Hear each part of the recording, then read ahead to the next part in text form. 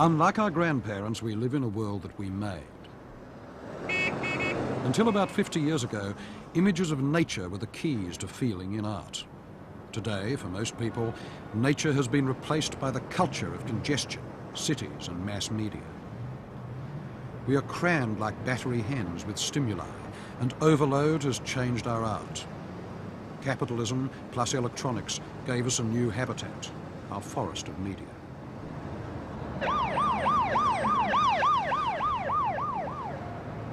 The problem for art was how to survive there, how to adapt to it, because otherwise it was feared art would go under.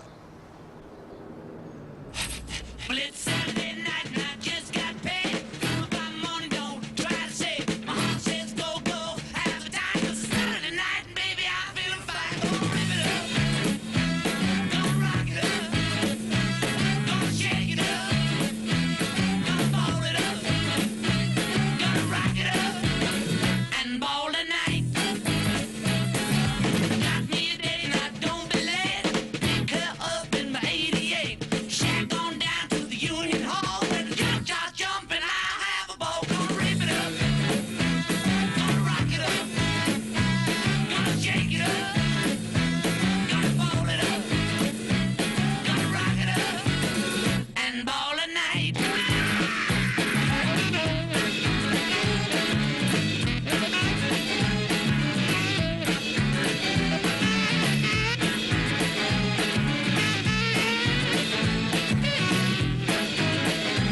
Well, ready, set, go, man, go.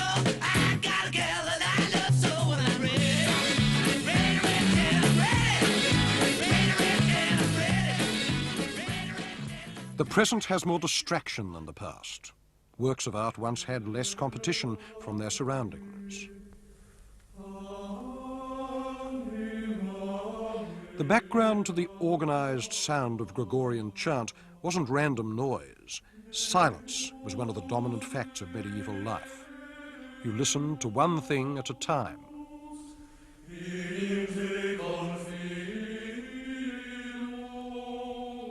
In a pre-technological world, you also looked at one thing at a time. Things could not be reproduced. No print, no film, no cathode ray tubes. Each object singular. Each act of seeing transitive. Not today. Today, the object splits into a swarm of images of itself, clones, copies. The more famous an object is, the more cultural meaning it has, and the more unique people say it is, but the more it breeds. Mass production strips the image of its complexity so that it resembles a sign. A sign is a command. It's something you take in all at once. It means one thing only. It isn't any better for being handmade. Pictures are different. They're more complicated. They mean a lot of things. You scan them, and their meaning adds up and unfolds. You don't get it all at once. Pictures educate. Signs discipline. Mass language always tends to speak in the imperative voice. The idea of sitting down and painting this landscape like an impressionist was obviously absurd. But how could art defend itself against a torrent of signs which were more vivid than its own images?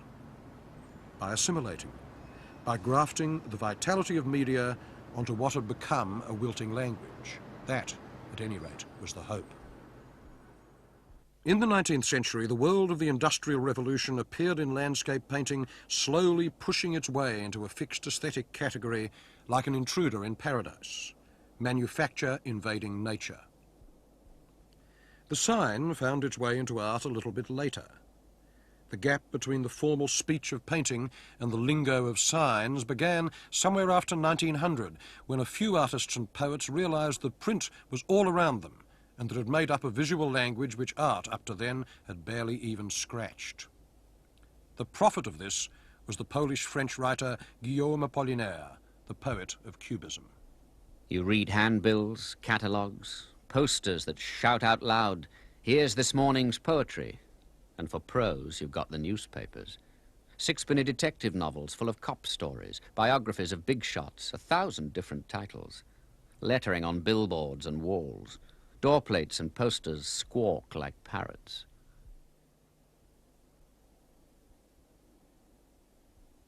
But the home of the quick message was America, especially New York.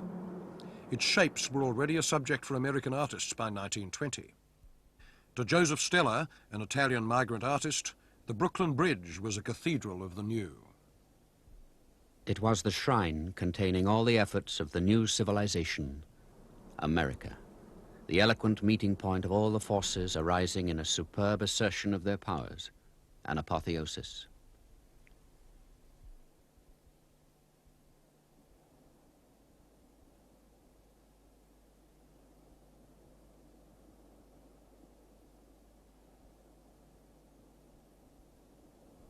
The vision of the new city as sublime, as a temple of progress, almost a new Jerusalem, was felt by other artists. Here by Georgia O'Keeffe.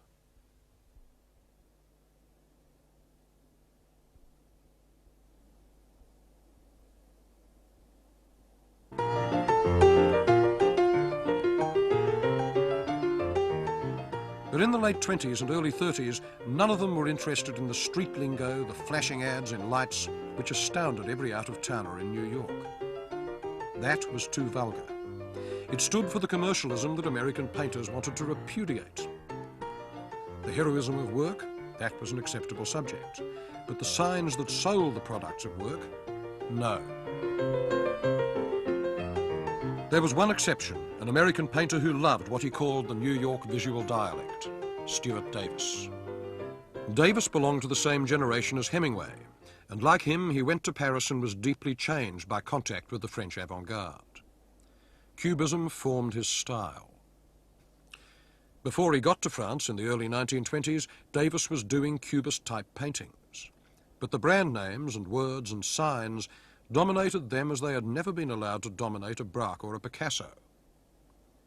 This painting was the precursor of all American pop art. The brand name itself was a kind of icon for Davis. It was fast, it delivered its meaning in quick bursts, and in painting it was a found object, a visitor from another medium. The word gave Davis's painting its rhythm, the choppy rhythm of American life as he felt it. The clue to that rhythm was jazz. Davis believed jazz was the first real American modernism.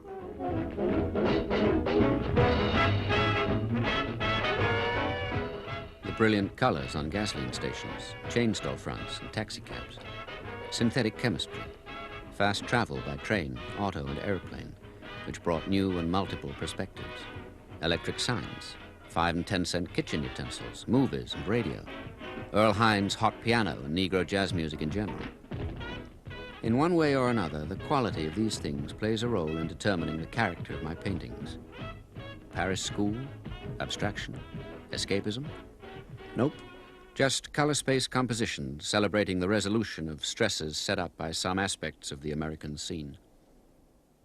But in their time, the 40s and 50s, Davis's images of mass culture were on their own. No major American painters were ready to go so far into the badlands of other media or to do it with that mixture of cool and brashness.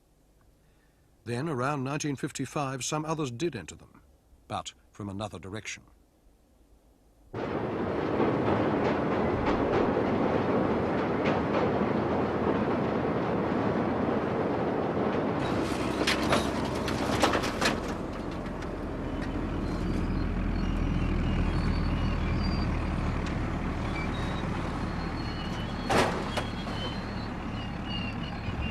If you buy a half pound of bacon in a supermarket, you end up with 1.5 ounces of plastic and cardboard wrapping around it.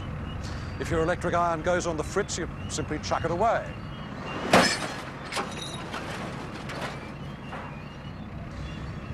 One of the peculiarities of a place like the city dump is that it makes you realize that New York throws away in the course of a week probably more manufactured goods than were produced in 18th century France in the course of a year.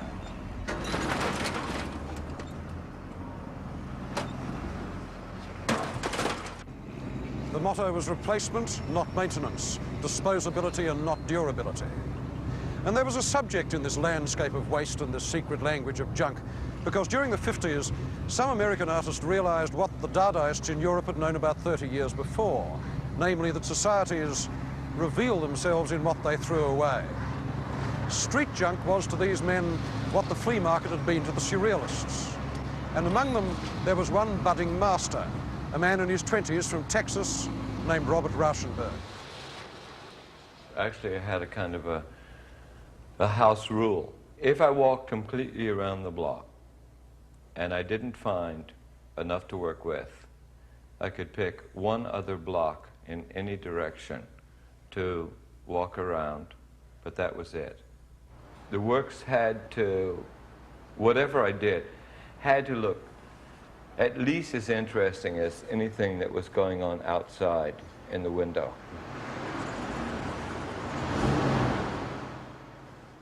The result was his combines, large collages of refuse, things found and resurrected.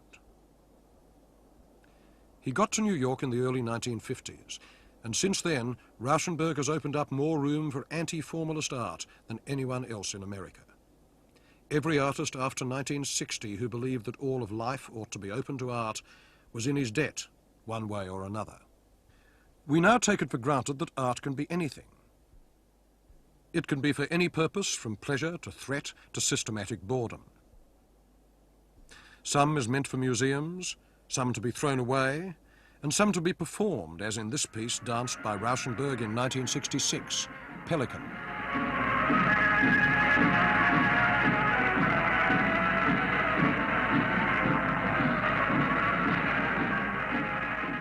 This plurality at the end of the 70s is largely due to what Rauschenberg did in the 50s and 60s.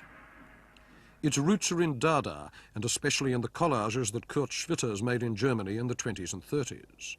Melts pictures, he called them, modern city life describing itself in its own waste. Junk, torn posters, old photos, tickets. Rauschenberg applied this to the even brasher life of the American city. The New York streets gave him his palette of objects. In the studio, he sorted them out and glued them down. I tended to work in things that were either so abstract that no one knew what this object was, or it had been so mangled that you couldn't recognize it anymore, or something so obvious that you didn't think about it. He punctuated them with slathers of paint. These painted links are what Rauschenberg got from abstract expressionism, and they remind us that the things in his combines are meant to hang together as paintings and not just sit there as objects. But the combines were meant to look a bit random. Each one was a rendezvous where the common objects of the day could gather. Monogram was the most notorious of all the combines. Why the goat? Partly, I guess, because he had one as a pet when he was a kid in Texas. He was bereaved by its death, and he wanted to resurrect it. Animals have one main use in Rauschenberg's art. They're innocent witnesses, survivors of nature in a flood of culture. Why the title? Because monograms lace through one another, as the goat does through the tire. But if you ask why it has lasted, why monogram keeps its shock value despite 20 years of reproduction in the history books, the reason is probably sexual. The goat in the tire is one of the wittiest images of sexual penetration ever made by an artist. Jasper Johns was always bracketed with Rauschenberg in the 1950s. Actually, the two of them were utterly unlike one another. Where Rauschenberg's work was garrulous, Johns was terse. Rauschenberg breathed out, but Johns breathed in. His work was about difficulty. It was extremely subtle and didactic, and like Marcel Duchamp, his mentor, Johns was interested in the ready-made image. He wanted to use things that were so simple, so familiar, that, as he put it, they left him free to work on other levels. New York painting had been full of inventions, of displays of character. Johns would show what could be done with things that were not invented, things that were so well known that they weren't well seen. Very early on, Johns gave a clear outline of his theme, which is the difference between science and art. which helps you understand the way in which art operates. He did this at first by painting targets. Now everybody knows what you do with a target. You pick up a gun and you shoot at it. But this means that you're looking at the target in a particular way because all your attention is fixed on the bull. You're not concentrating on the outer circles. In official language, one would call this an extreme example of hierarchical perception and selective looking.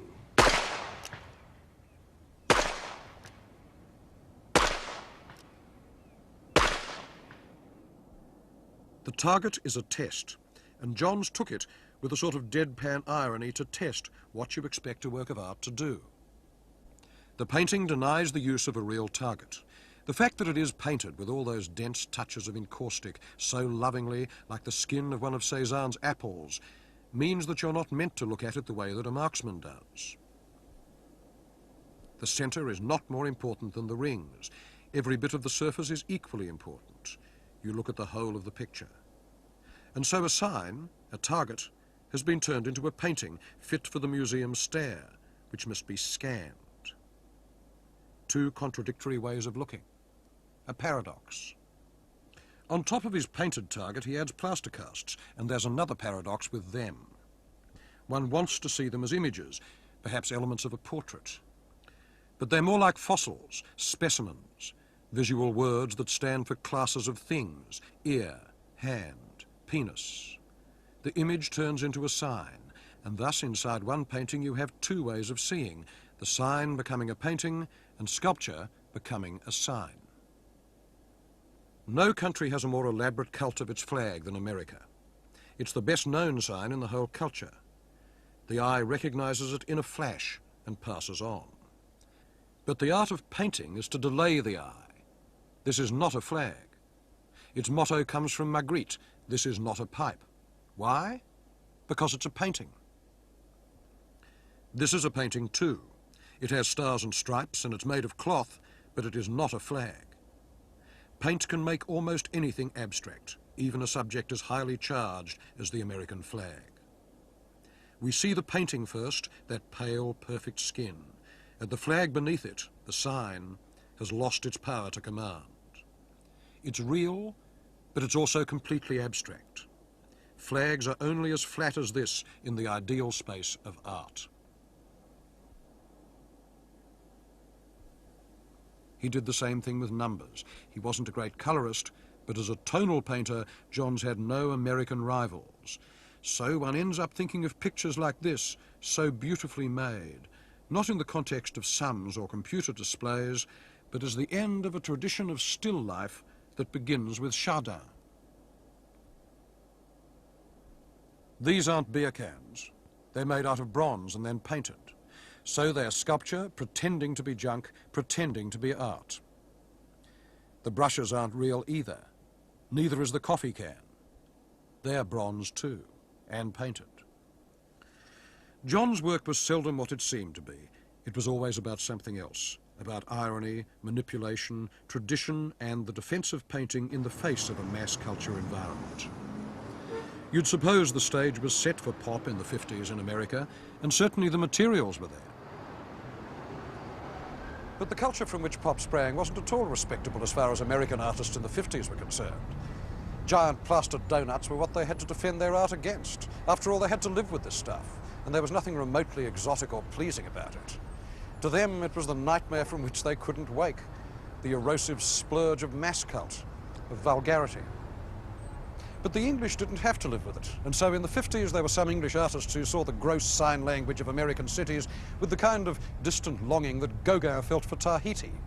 They'd grown up with austerity and rationing and Dr. Strachey's national health teeth, but Hollywood had shaped their dreams. Forever young, forever sexy, and forever swollen with abundance. Well, she's my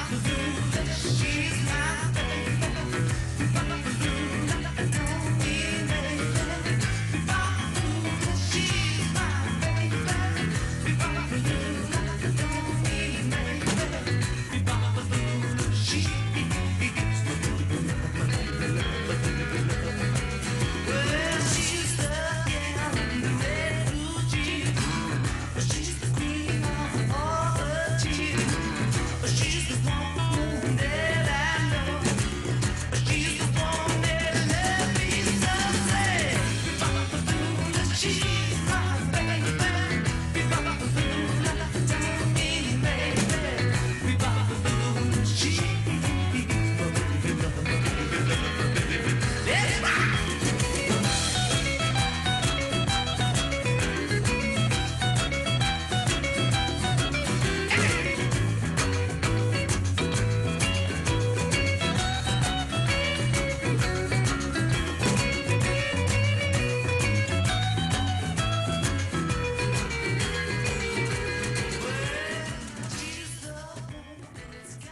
One of the inventors of pop back in the early 50s was an Englishman, Richard Hamilton. Everybody seemed to go to the same kind of sources. Everybody that was doing interesting work at that time and wanted to be figurative tended to go to second-hand material. They went to the mass media, something that had already been converted from real life into processed pulp, processed television, processed cinema, or newspapers, or whatever. And the visual world became a new landscape of secondary filtered material. The cleanest queen under the sun is Tide Clean, new Tide Clean. Clean and bright as the sun on the sand. The kind of clean you like best next to those you love. That's because new Tide has extra cleaning power. With Tide, things always come out clean and fresh as a sea breeze. More than white, more than bright, really clean. Clean. The cleanest clean under the sun. In one of Hamilton's collages from 1956, the word pop appears in art for the first time, linked to a sort of Beverly Hills dream world. My own interests were certainly very specialized in that it seemed to me that the advertisers were manipulating the public in a very skillful and interesting and amusing way. That the difference between pop art and popular art is the fact that pop art is sophisticated, it's not done by the masses, but it's done by highly professionally trained experts for a mass audience. For the connoisseur who has everything. At last, a work of art to match the style of modern loving.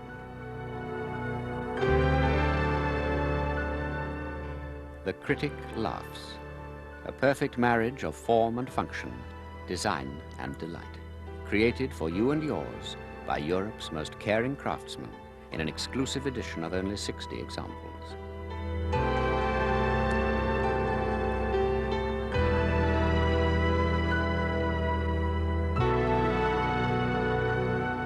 The critic laughs, thrilled to the sensation of ownership. Hamilton is proud to present its new multiple. The Critic Laughs by Hamilton.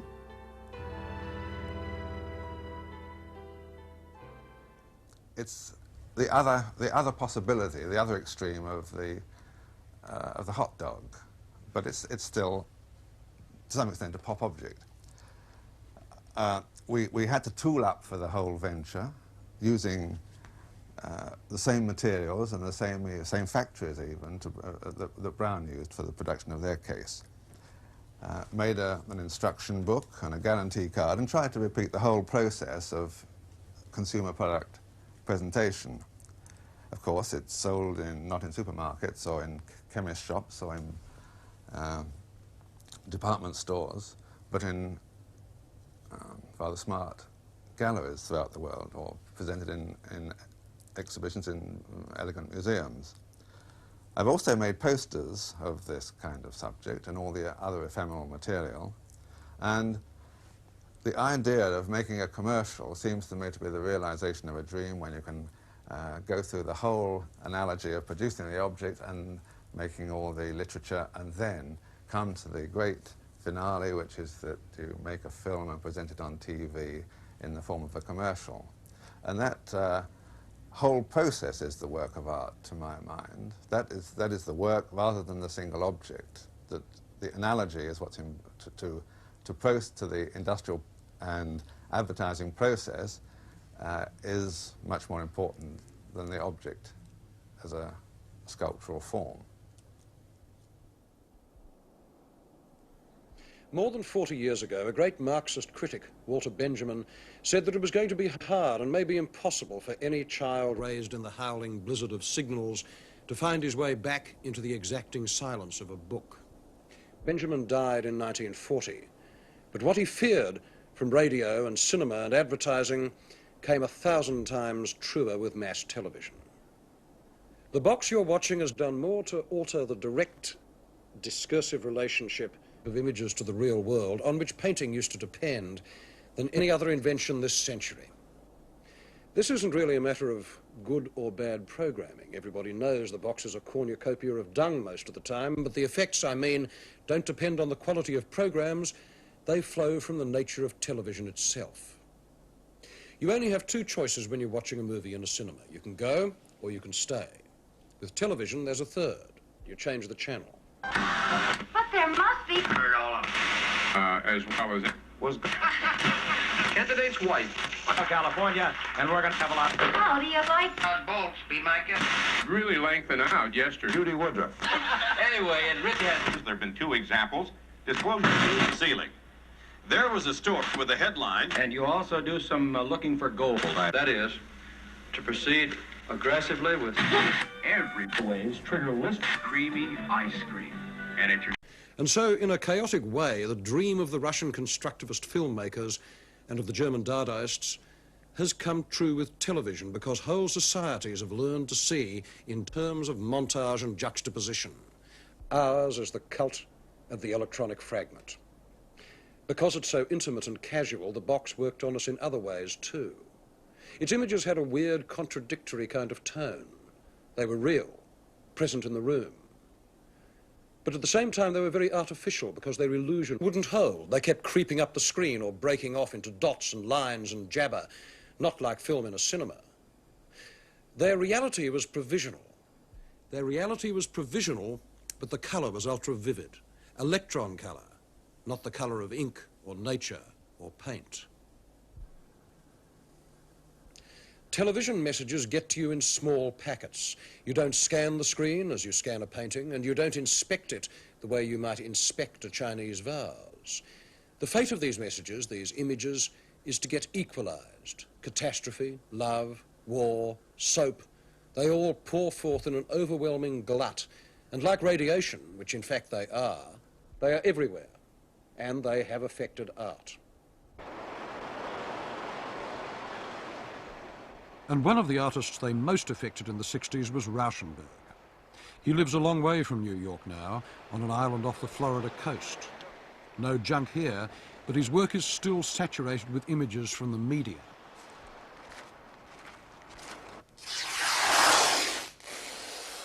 Was bombasted by magazines, TV sets. I didn't have a TV then, but TV sets. The refusal, the excess of the rest of the world, even though you don't know them.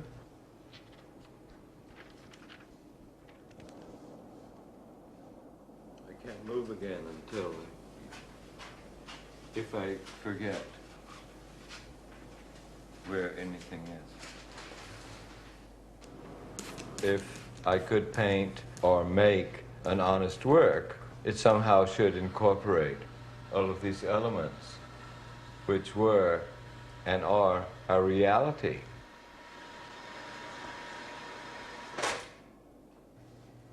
Collage is a way of getting an additional piece of information that's impersonal.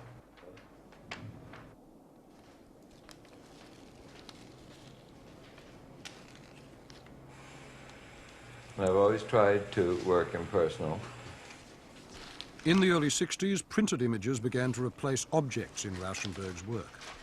The bank of images included anything from 15th century reproductions to diagrams from the Scientific American to yesterday's front page. As the images in his work in the 60s piled up, the paintings took on a heightened documentary flavour. He wanted to give canvas the accumulative flicker of a colour television set. The subject was glut. I don't think there's any doubt at all. I think... Oh, the league, I think the only one in the end. since I came in office. Pepsi. In the morning, the assembled report. It's not valuable unless you sell it. I don't know where... His view of the media was both affectionate and ironic. He liked excavating whole histories within an image, histories of the media themselves. Consider this red patch. It's a silkscreen enlargement of a photo that he found in Life magazine, which was in turn a parody of this famous painting, Duchamp's nude descending a staircase. The painting was based on an early sequential photo by Marais. So the image bridges 70 years of technological time right there. It goes from photography to painting to photography, back to painting. But the irony is that it ends up looking like the figures of Adam and Eve expelled from Eden in Masaccio's fresco in Florence, which turns the image of Kennedy, who was dead by then, into a sort of vengeful god with a pointing finger, thus fulfilling the prophecy of the 19th century French diarist Edmond de Goncourt. The day will come when all the modern nations will adore a sort of American god, about whom much will have been written in the popular press. And images of this god will be set up in the churches, not as the imagination of each individual painter may fancy him, but established, fixed once and for all, by photography. On that day, civilization will have reached its peak, and there will be steam-propelled gondolas in Venice. From television, film and photography, we receive a stream of images every day. There is no way of paying equal attention to all that surplus, so we skim. The image we remember is the one that most resembles a sign. Simple, clear, repetitious. We absorb rather than inspect. Indifference becomes our second skin. Everything the camera gives us is slightly interesting. Not for long, just for now. The human extension of the glut of images is celebrity, which replaces the Renaissance idea of fame. The artist who understood this best and became best known for understanding it was Andy Warhol. Warhol is nearly as famous as Picasso, at least on the level of chit-chat and gossip. But Picasso was famous for his energy and masculinity, Warhol for his passivity and sexlessness. He became a famous artist by silently proclaiming that art can't change life, whereas others once did by loudly giving the impression that it could. No, I don't think I'm a revolutionary artist. He got started in the 50s as Andy Warhola, a Polish kid from Pittsburgh who made it to New York as a commercial artist. By the end of the 70s, he'd relapsed into being another kind of commercial artist, doing Nescafe Society portraits, a painter without a subject. His career as a man with something to say lies in between. Art is short for artist. I thought words are just always made shorter, so art was just cut from the word artist and made shorter. What he extracted from mass culture was repetition. "I want to be a machine," he announced. Warhol loved the sameness, an infinite series of perfectly standardized products. When Monet painted in series, he did it to glorify the eye, to show how it could discern tiny differences. Discrimination within abundance was the essence of such painting. Today, we have sameness within glut, and that was what Warhol painted. His work in the early 60s was a baleful mimicry of advertising without the gloss. It was about the way that advertising promises that the same pap with different labels will give you special, unrepeatable experiences. Advertising flatters people that they're a bit like artists. The consumer is rare, discriminating, a connoisseur of experience.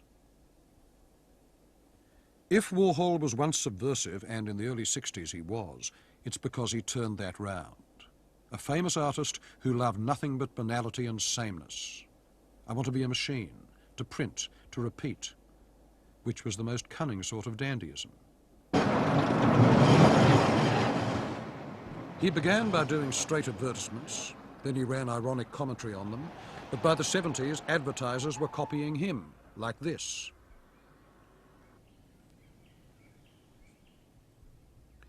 Warhol's autistic stare was the same for heroes and heroines. All you learn is that celebrity breeds clones, thousands of signs for itself, a series without a limit. The image is less painted than registered. No nuances, just slips in the silkscreen. It looks coarse, grainy, quick. It wants you to glance at it like a television screen rather than scan it like a painting. And like American TV in the 60s, it's also haunted by death. And as with TV, the violence Warhol enjoyed got filtered through a cool, indifferent medium, photography and silkscreen. These disaster paintings have one subject in common. Not just death, rather the state of being an uninvolved spectator. The eye passes them like that man passing in the background. What this added up to was one piercing insight about the nature of media. But that was it. It could be done over and over again, but not developed further as art. The idea had a half-life, like a radioactive isotope. It sent out a lot of radiation in the 60s, and then it became feeble, and then dead. Boredom finally became boring.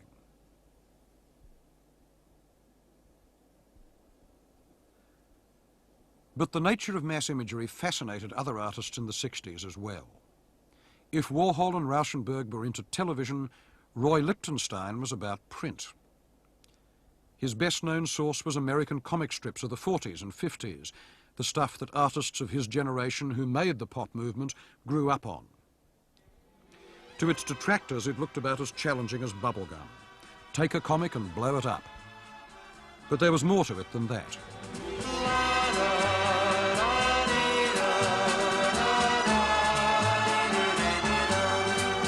She's Venus in blue jeans, Mona Lisa with a ponytail.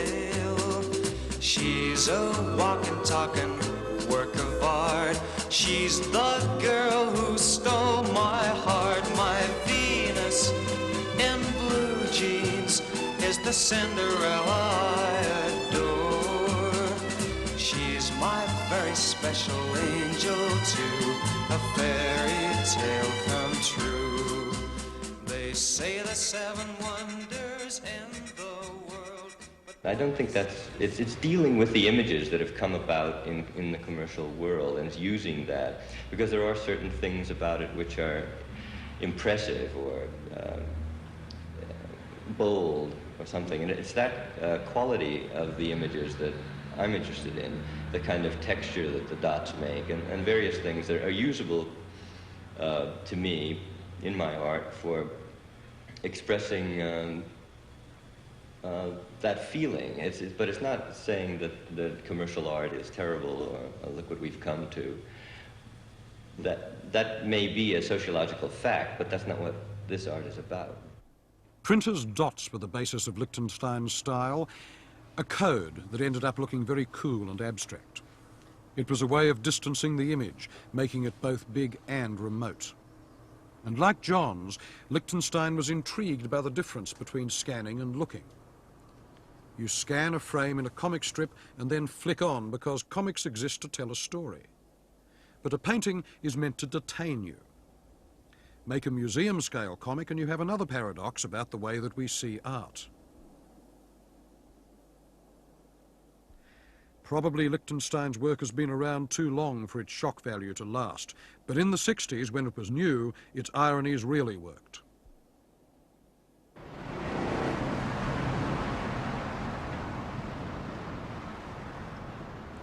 Another source for art in mass culture was the American billboard. James Rosenquist used to paint them for a living. In my billboard painting experience, I painted hundreds of square feet of Franco-American spaghetti, and I painted large beer glass, 60 feet long, and some bacon, huge pieces of bacon, and the salesman would come along and they'd say, "That beer hasn't got enough hops in it, you have to make it a little bit lighter," or "The bacon is dirty," or "That Franco-American spaghetti orange is dirty." So I'd go home at night with saying, "Oh no." There's a kind of Buckeye surrealism in big American advertisements, with their weird meetings of image and their overlaps and sudden cut-offs and giant sighs. And that went into Rosenquist's paintings. They had a casual narrative style, but enormous, the scale of 19th century history painting. Like billboards, they were about paradise, but a paradise of consumers, fatally compromised. Rosenquist summed up his ambition to be a painter of American history in the one major painting that the Vietnam War provoked, the F-111. The title comes from a bomber the Americans were using against the Vietnamese. Rosenquist distilled a sour irony from the contrast between that killing machine and those emblems of the good life, the life that so many Americans believed was being defended outside Saigon in 1965.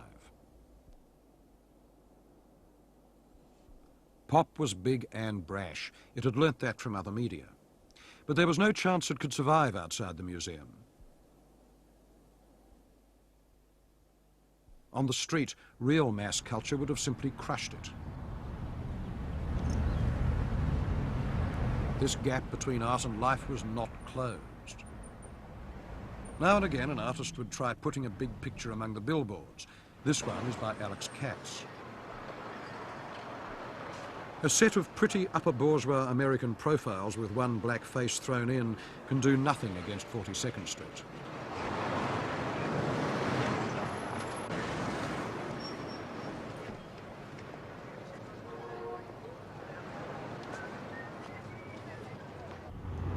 In a culture of mass communications, art has to survive either by stealth or by living in those game parks we call museums.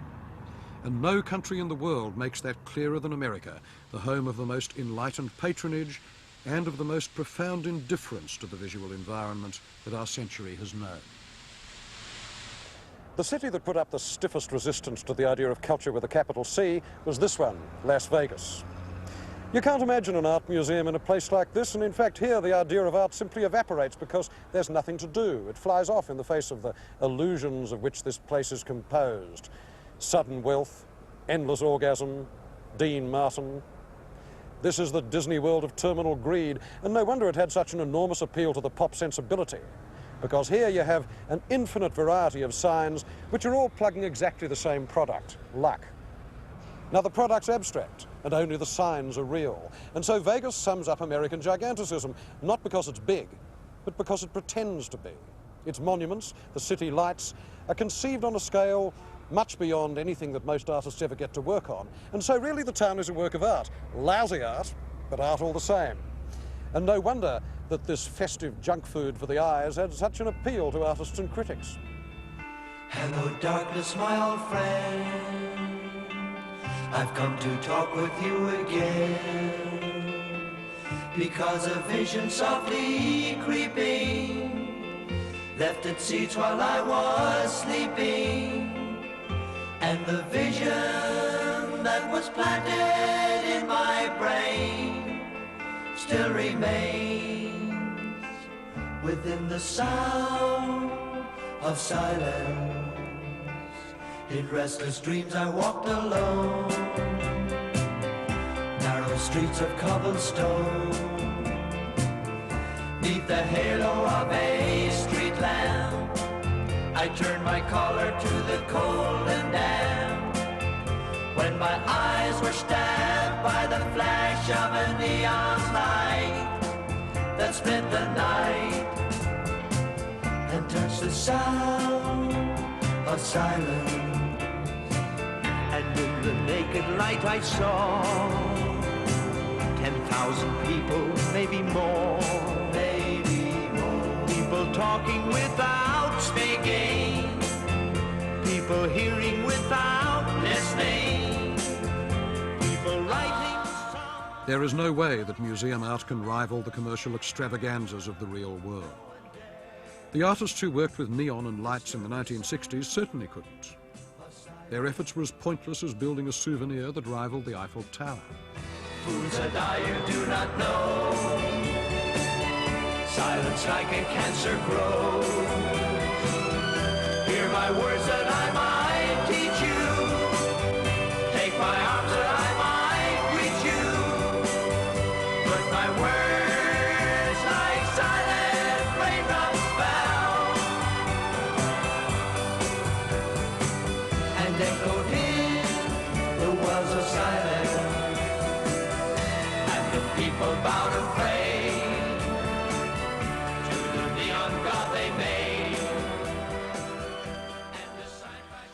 In fact, there was only one artist who took on the full weight of the American commonplace, its giganticism, its power of spectacle. But he did it by irony, and his work went far beyond any limits one could assign to the pop sensibility. He was Klaus Oldenburg, the thinking person's Walt Disney.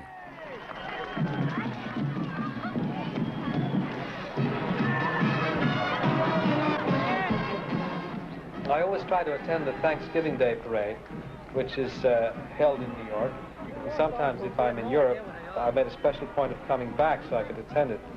I guess it all started when I was small. I was always taken to the parade, and it's always figured in my imagination, the excitement of seeing those huge balloons in the air moving about. But my interest in the parade is not so much an interest in the circus aspect of it, or in the clowns and the floats.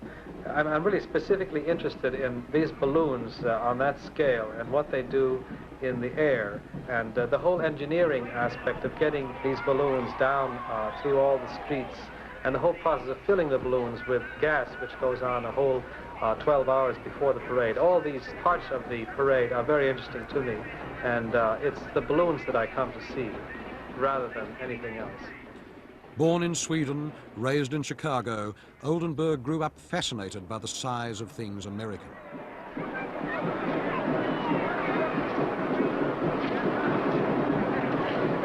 Oh, wait, there he is, right there.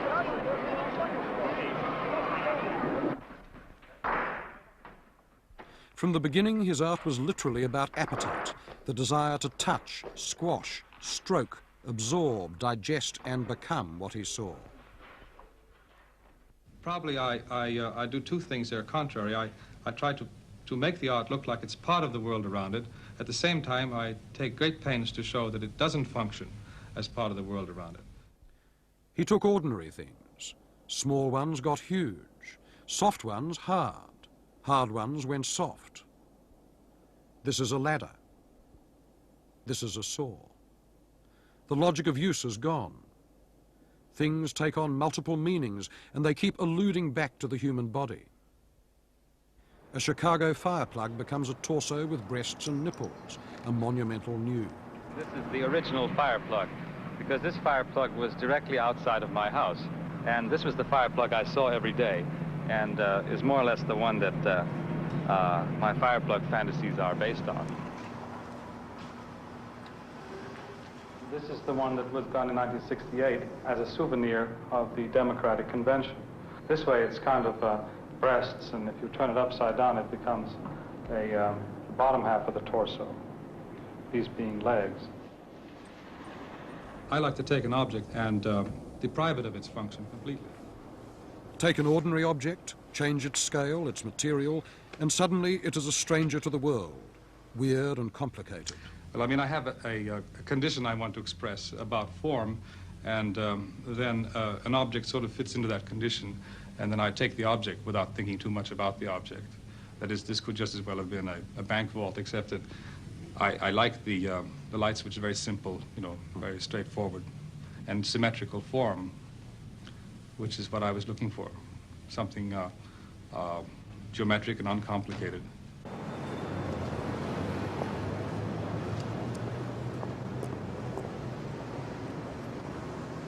I suppose the best examples of this recomplication of an ordinary thing back into an image lie in Oldenburg's sculptural projects, his big ones, the monuments. Not very many of them have actually been built, but in Philadelphia, this one was. And what could be more ordinary than a clothespin? But on the other hand, you'd have to go some way before you found anything more dreamlike and grotesque than a clothespin 40 feet high. Like a monster in a movie, it suggests that the real world has somehow contrived to rise against its owners. But it's also partly human, a fact which underscores its monstrosity. The clothespin has two legs, and one is encouraged, therefore, to read it as a man. The spring clip on the thing's torso suggests compression, force, inhibition. The angles are all sharp and there's nothing flabby, and the thing is in fact a giant authority figure, a sort of parody of the hero in sculpture, a modern Colossus of Rhodes. Oldenburg's range goes all the way from that to the pastoral, like this giant trowel.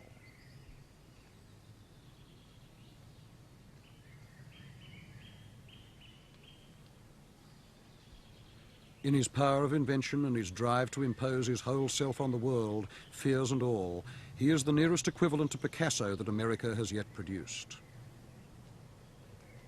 But for every artist of Oldenburg's seriousness, there were 100 bandwagoners. By the end of the 60s, the pop sensibility was like a mechanized carnival. The avant-garde takes over the electronic village, and the prophet of this idea, a Canadian professor named Marshall McLuhan, was one of the last thinkers in the world to believe that artists were still ahead of the game. The artist is the enemy.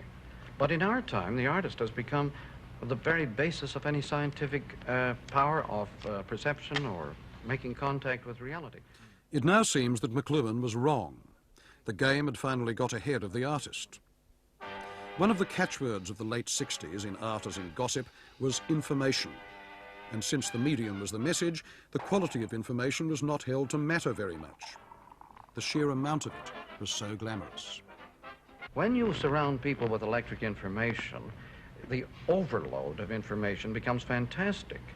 The amount of information in the environment under electric conditions is many times greater than that of the normal human environment pre-electric. And there's only one natural response to such overload, and that is pattern recognition. American educators are so serious that they exude parody all the time, and this place is a parody of the McLuhanist state of mind. It's called the Living History Center, and it's in Philadelphia. We like this country very much, really. Here, the kiddies can have what is called a non-elitist, multidimensional environmental learning experience. Translation, compulsory fun. They can listen to bits of the Declaration of Independence on the phone.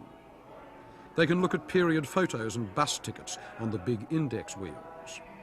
And they learn nothing. The medium is the message here, and it turns the brain to cornflakes.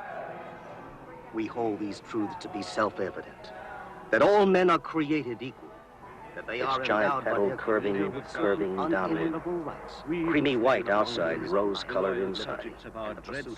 It still retained that shape when we last gazed at it from the distance. The world will note that the first atomic bomb was dropped on Hiroshima, a military base. We won the race of discovery against the Germans. We have used it in order to shorten the agony of war, in order to save the lives of thousands and thousands of...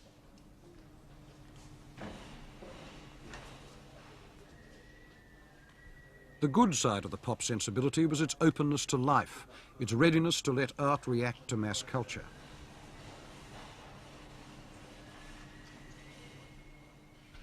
The bad side was the manipulation and promotional garbage that flooded the art world in the 60s. Instant this, instant that. Probably you couldn't have one without the other.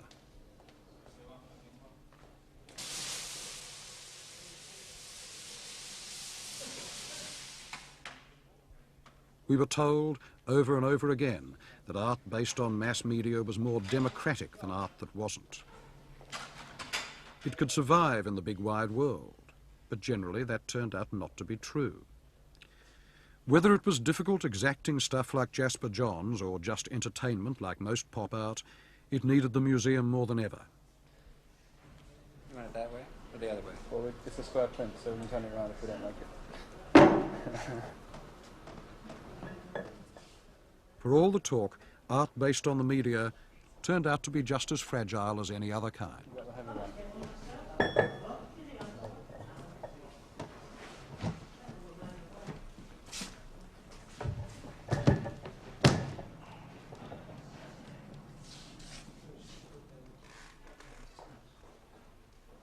The trouble is that in a showdown, any showdown between painting and the big media, painting cannot possibly win.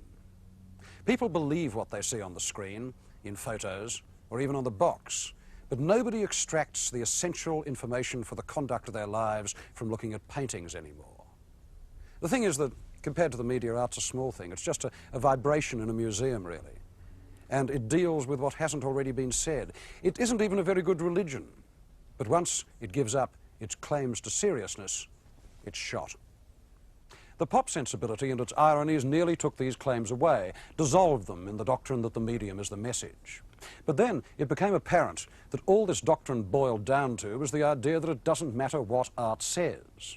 Now, perhaps Andy Warhol was right for his moment when he said that pop art was about liking things. But even so, it's not enough.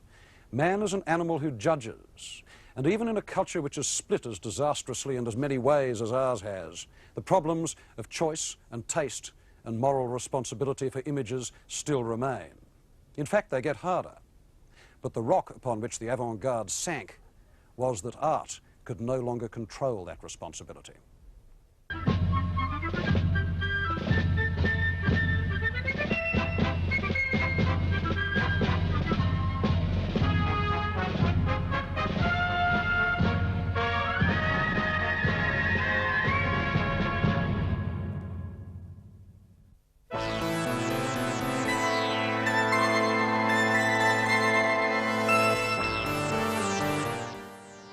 Coming up next, celebrating the career of artist Barry Flanagan, the man who sculpted hares, in a unique new film.